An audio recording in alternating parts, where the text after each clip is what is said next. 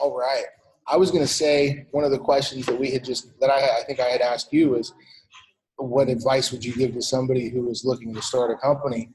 And you were bringing up the point that you, and I've heard this a lot as well, is that there's so many barriers to entry, and how do you go from having, $3,000 a month and overhead bills, if you have a house, if you have vehicles, if you have a family like you were saying, and how do you transition from that, quit your job, and then start? How do you make that transition financially? How do you survive? And so, I would kind of sarcastically say, don't fucking start. Don't be an entrepreneur. Just fucking keep your 9 to 5. And stuff like that. There's a book out there, and it says watch the young girl, get a job, right? And then it's like, watch the young girl start a business. Sure. Right? Watch the young girl become an old girl.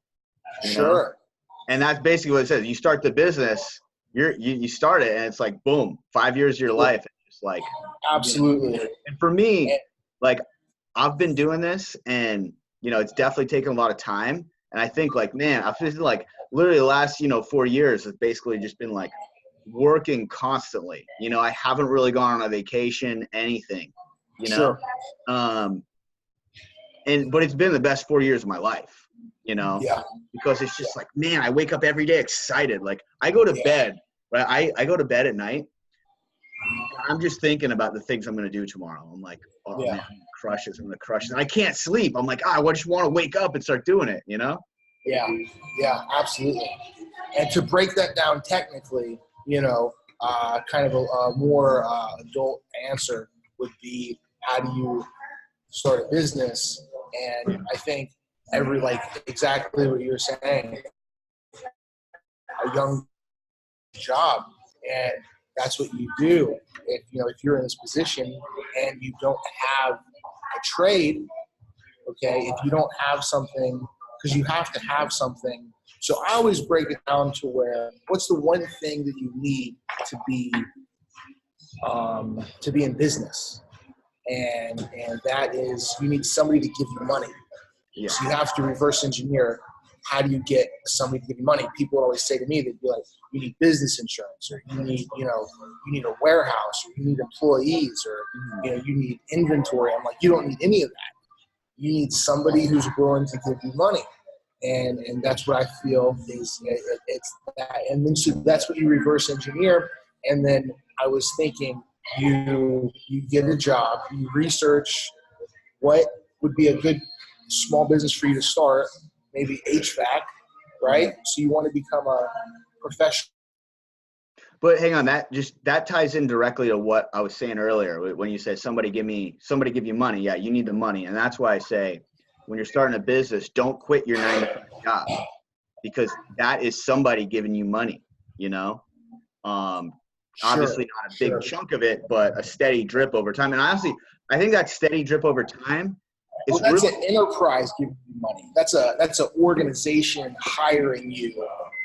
Therefore, that's a company who's giving you money. Exactly. You're absolutely right. But what I like about that, though, versus this is famous about the 90s. Remember the 90s.com boom, all those internet companies that you heard about, Yahoo and Google. I mean, this is where all those companies got their start, and like a lot of them failed. But when that you was out on the West Coast. Yeah, this is all out in like Silicon Valley, where all these companies were just like, and this. I mean, this is where Amazon got its start. Even Seattle. In Seattle, yeah, and this is where a lot of these companies got their start. But what you don't realize, like, so many of these companies failed. Like, for every one of these Amazons and Googles and whatever, there's literally 1,000 that failed, right? Yeah. Absolutely. So the one thing about getting a big chunk of money that I think that is not good for some people is that they get that money and they just start spend. Whereas if you start with a 9-to-5 and you're getting that, okay, here's your $200 a day. and 50 of that goes to your business, you know, you're learning a lot of discipline there, right? And you're learning, like, you know, you can't just start spending that money like crazy. You got to be a little smart about it.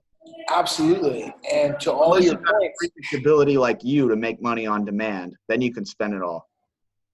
oh, that's because I found you, you know, but that's another conversation. So yes, you have to, you know, you say don't quit your 9 to 5, keep your job. And I would